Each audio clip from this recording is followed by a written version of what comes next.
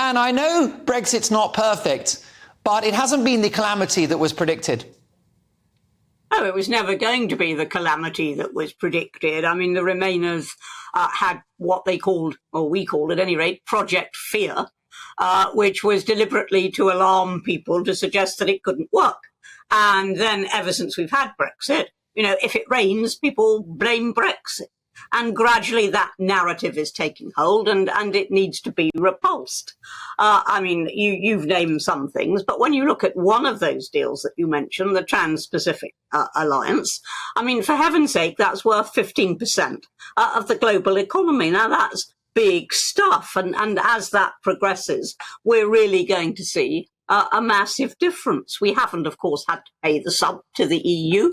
We have put even more than what we were paying annually into the NHS. So when we're told by the Remain faction that we lied, we did not. And of course, nobody needs convincing that we were way ahead of the curve on the vaccines delivery. And indeed, the EU quite deliberately tried to frustrate us, even at one point trying to close the Irish border without even asking the Taoiseach. And so I think we can see fairly clearly that we've benefited from Brexit. But, and this is a big but, Mark, I know you think that, we all want a perfect Brexit. There's no such thing as a perfect anything. But there is so much we could do with Brexit, could have already done, still could do, if we took full advantage of it and dared to diverge from Europe rather than converge. Well, indeed. We know that Rishi Sunak, although a Brexiteer, doesn't seem to be particularly red-blooded in that department. He seems a little cool on Brexit, but not as cool as Keir Starmer would be. What would happen to Brexit and our relationship with Brussels in the event of a Labour government, Anne? Well, first of all, Keir Starmer has said that he wants to renegotiate with Europe, not with a view to full re-entry, that's Cloud Cuckoo land, quite honestly, but with a view to closer convergence, closer alignment, working with them, accepting their law, etc. Now, he has said that. So, when the Brexiteers oppose that and people say, get over Brexit, it's past history, we say, hang on, you get a Labour government, you're going to get another renegotiation. We're going to have Brexit all the arguments over Brexit again. And yes, I mean, you're quite right. It would be a horrible proposition. But we are not going to re-enter. I mean, that is serious Cloud Cuckoo territory. We'd have to join the euro. We'd have to pay an enormous entrance fee. It would be back to being a net contributor and putting in more than we take out.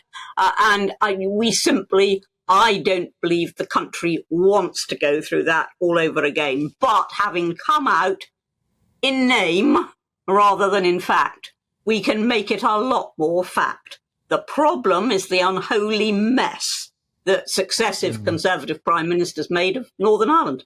And we're still bound by an awful lot of EU law because Northern Ireland is still effectively in the single market.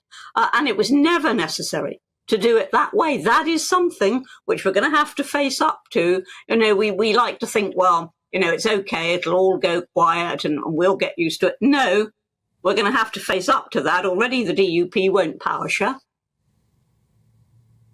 That is a real worry. And of course, that was a red line for me to see government back in Northern Ireland.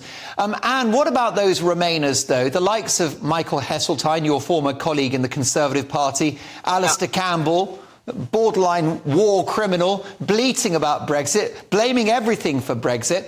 Will these Remainers ever concede defeat?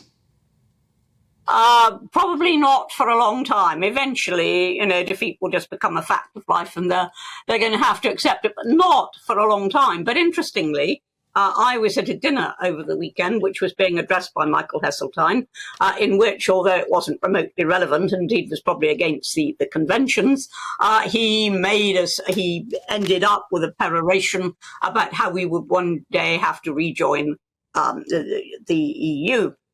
I was sitting next to somebody who voted Remain, who served in the European Parliament, who's always been a Remainer.